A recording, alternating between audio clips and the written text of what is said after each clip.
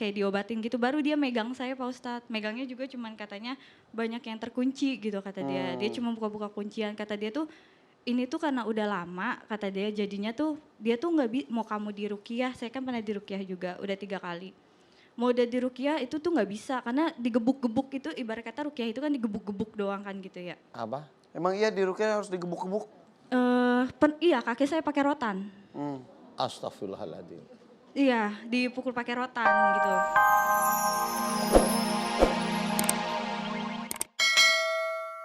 Karena semuanya karena Allah Ta'ala.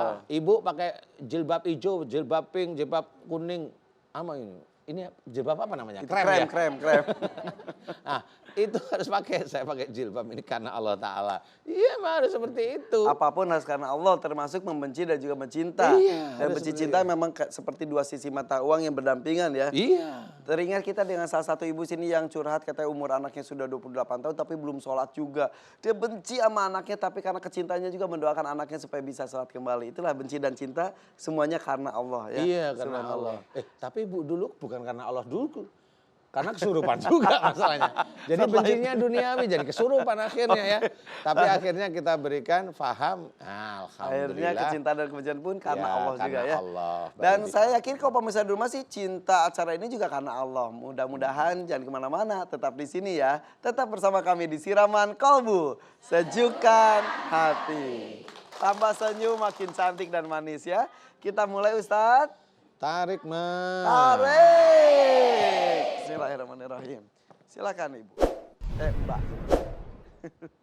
Terus ini. Silakan. Ucapkan salam. Assalamualaikum warahmatullahi wabarakatuh. Waalaikumsalam. Warahmatullahi wabarakatuh. Nama saya Nurheni, saya dari Depok. Ini Pak Ustadz keluhannya saya tuh suka 2 tahun yang lalu, pokoknya kejadiannya udah 2 tahun. Sebelumnya tuh saya pernah nganterin teman saya, kayak dia berobat ke orang pintar gitu. Nah singkat cerita, habis dari orang pintar itu saya jadi bisa ngerasa gitu Pak Ustadz. Sebelumnya enggak? Belum, enggak pernah sama sekali. Terus baik banget sih ngantar teman ke orang pintar. karena sahabat saya, iya. Itu bisa ikut dosa tahu.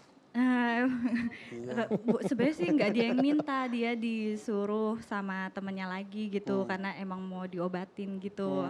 Nah terus dari situ saya jadi sering ngerasa terutama seringnya saya makan gitu ya di tempat yang kayak gimana gitu. Terus Kayak gimana? misalnya kan namanya tempat makan kadang suka pakai penglaris katanya, gitu kan. Nah saya setiap abis makan kalau di tempat kayak gitu saya mual langsung muntah-muntah Pak Ustadz, tapi muntah-muntahnya itu selesai habis makan. Habis udah muntah-muntah gitu udah saya langsung lemes. Kadang saya nangis sendiri. Nangisnya itu saya juga nggak ngerti, kayaknya hati saya sedih banget gitu. Saya nggak ngerti kenapa hati saya sedih.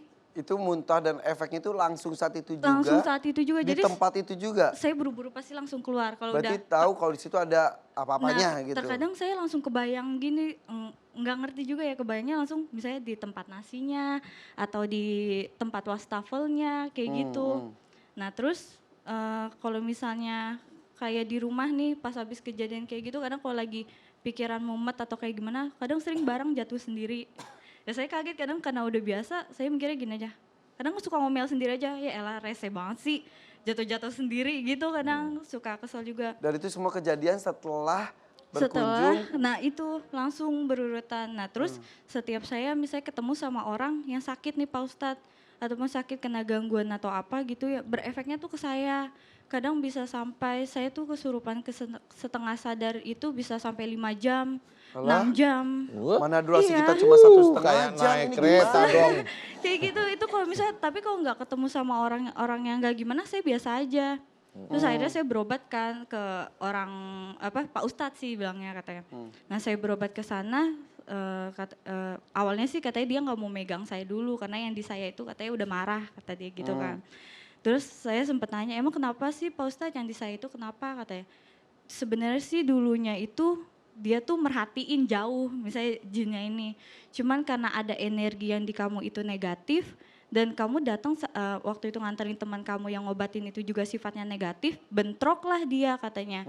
Terus jadi bisa masuk gitu. Teorinya. Teori kata Pak Ustadz itu. Terus diapain sama Pak Ustadz?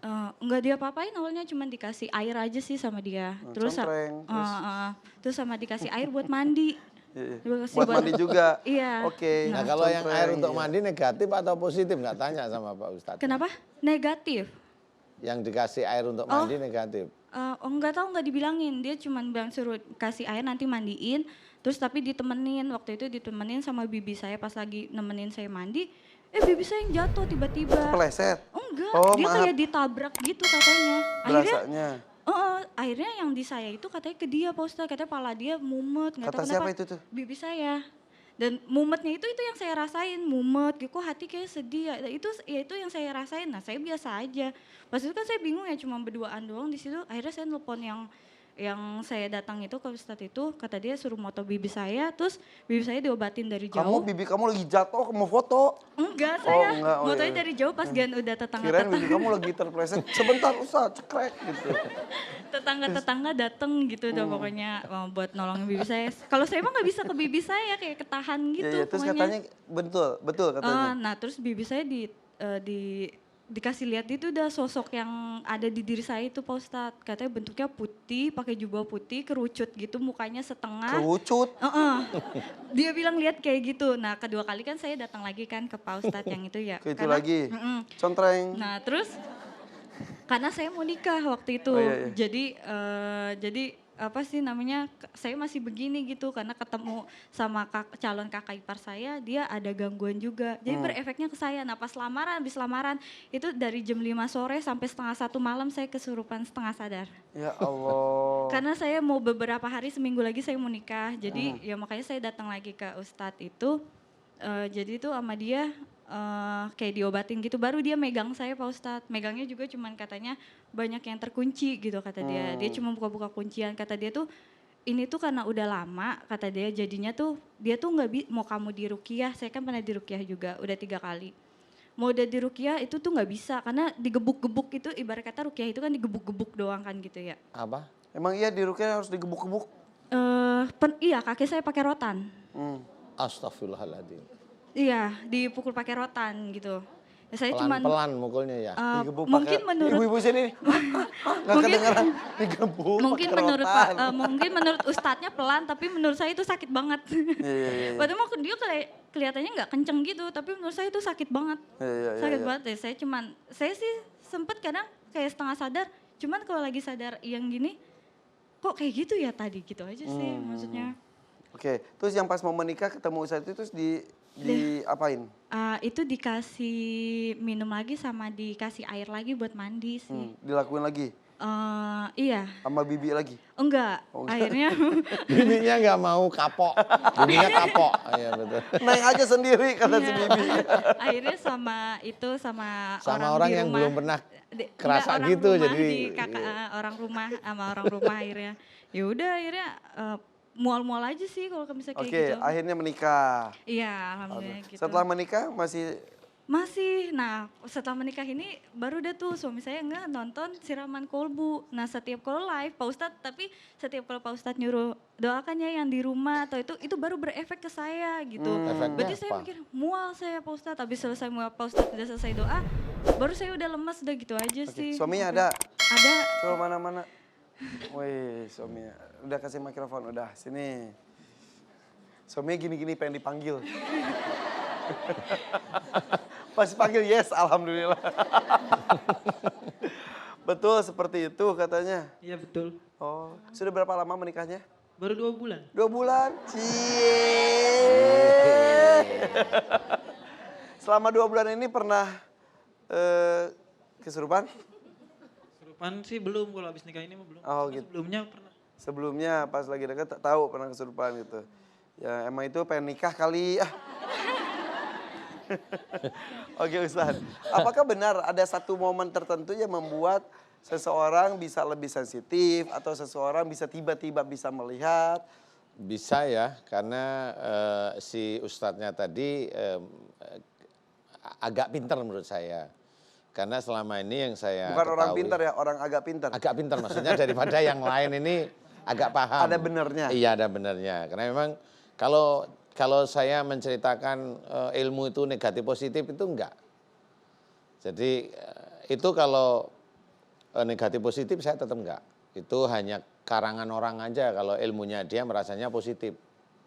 Tapi sebenarnya ya kalau dia tahu betul ya enggak seperti itu banget sih. Karena orang selalu bilang bahwa ilmunya dia positif, pasti gitu. Nggak pernah dia bilang ilmunya negatif. Dari sisi mana dia bilang positif negatif? Kalau saya kan dari ngarangnya dia biasanya.